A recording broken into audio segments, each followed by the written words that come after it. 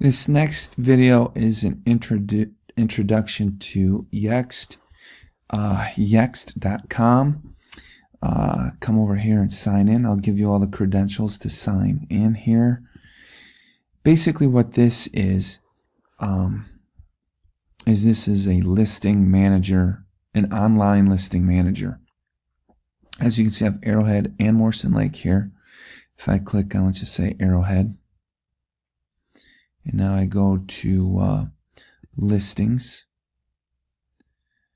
This is how many online directories that there are. Right here and right here. Well, right here.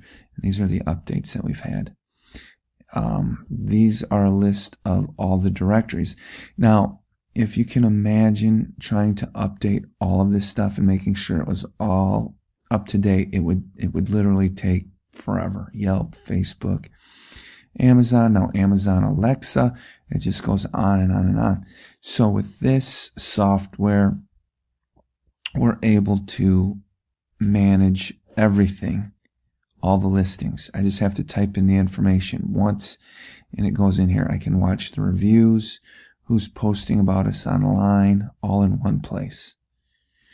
You can look at analytics.